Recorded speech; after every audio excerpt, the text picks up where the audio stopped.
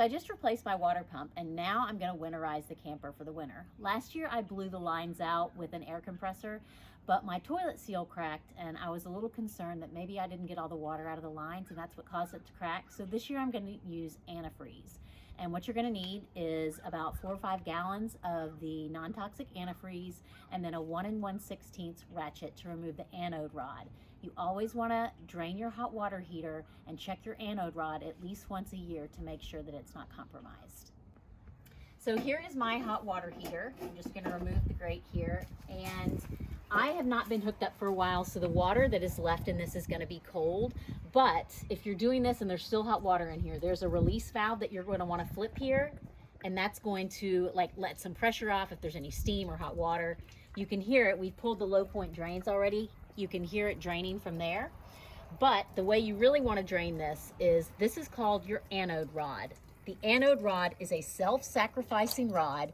What it does is it attracts any rust and sediment to it, and it prevents the inside of your tank from rusting out. So it's very important to check these.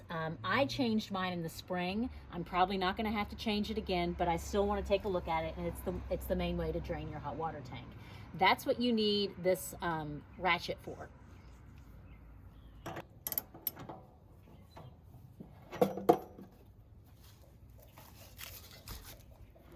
So a lot of water is going to come rushing out here, and some sediment. So if you take a look at this rod, you can see that it's kind of pitted and yucky. I'm actually probably going to go ahead and replace this just because the neck here looks really bad. It's probably in okay shape, but it came in a 2-pack last year, so I'm just going to go ahead and replace it. Why not? When you purchase your ratchet, you're going to want to get either a deep socket or an extension arm because the angle to get that anode rod out is really tight. So after you've drained your hot water heater, you can pop your anode rod back in just to keep any critters or anything out of the winter. I'm going to put a new one in the spring, but for the winter, I'm just going to put this back in just to make sure nothing gets in there and calls it home.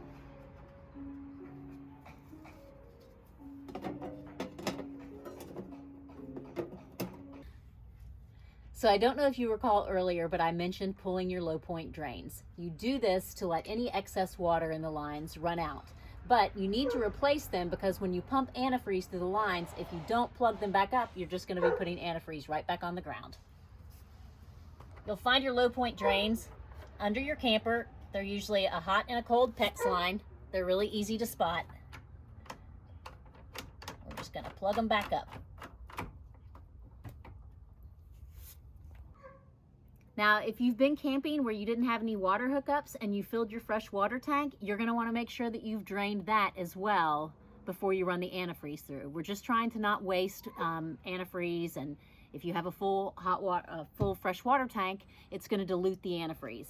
So remember to pull your freshwater tank low point drain and then plug it back up after it's empty. Essentially, what's going to happen is we are going to put the antifreeze into our freshwater connection, which is right here, and it's going to come down and fill this freshwater tank. We're then going to use our water pump to pump all that antifreeze through the lines. Okay, so the next thing I'm going to do is bypass my hot water heater because you don't want the antifreeze when you put it in to be pumped through the lines to fill your hot water tank. So my hot water tank is located in my bathroom under the cabinets here. So I've got to unscrew these panels.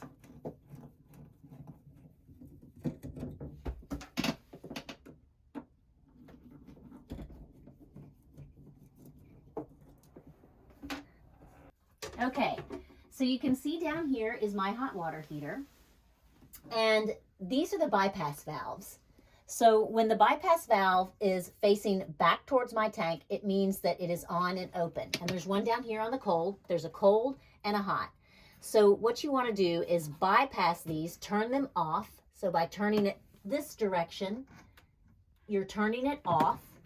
And essentially what that means is the water that is coming in through the cold from the city water connection or your water pump can now no longer fill your hot water tank and come out through the top. What's going to happen is you want the antifreeze to come in, follow this line up here, and just fill your PEX lines. If you filled your entire hot water heater with antifreeze, first of all, that would just be a huge waste of antifreeze. And secondly, there's no water left in your tank, and certainly not enough to swell and bust your tank or crack it or do any damage. Okay, so now I'm going to start putting my antifreeze in. You probably want a funnel for this, but when you don't have a funnel, you can tape together a piece of the AARP magazine and it'll work just fine. I'm going to stick it down in there, just like that. Now, this antifreeze is non-toxic. You can buy it at Lowe's, Walmart, Camping World. This ran, I think, $3.20 a gallon. You need about 4 or 5 gallons, probably depending on the size of your rig. I've got a pretty little rig. And she is a pretty little rig. So I'm gonna just start adding the antifreeze. And this is, like I said, going into the freshwater tank.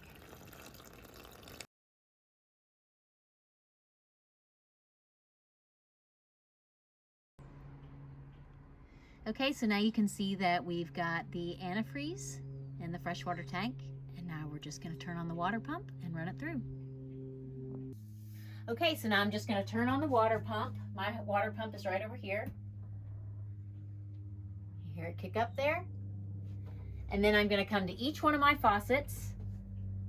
I'm going to turn on the cold, and I'm going to wait until it runs pink.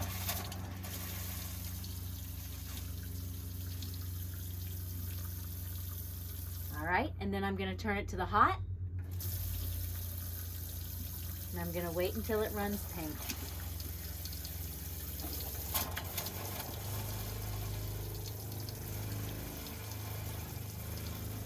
All right. Now we're going to step into the bathroom. Do the same in here. Turn it to the cold. Pink. Hot. Pink. Hit the toilet. Pink. And we'll hit the shower.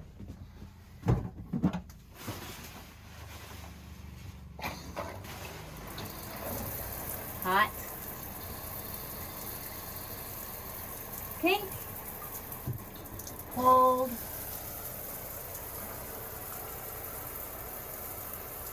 Pink.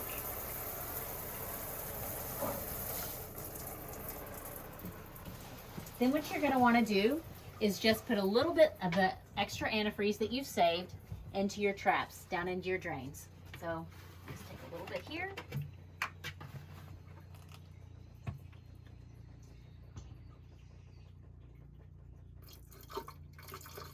Pour a little down. It's plenty.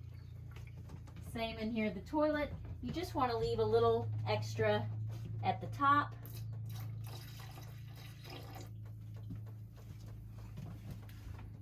Same in the bathroom trap, the sink trap, a little there. And then we'll just use a little extra there. So now all your lines have antifreeze in them, all your traps have antifreeze in them.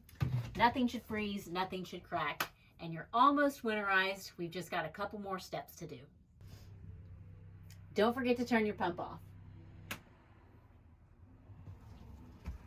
So the last thing I'm going to do to winterize my RV is to remove my battery.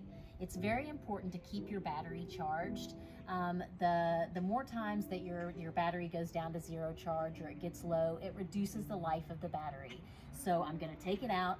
I'm going to put it in my laundry room for the winter, and I'm going to keep it on a trickle charge. This is the Noco Genius 1. It's a trickle charger. You just plug it into the wall, connect it to your battery posts, and it will keep it trickle charged all winter, so it's ready to go in the spring, and it maintains the life of your battery.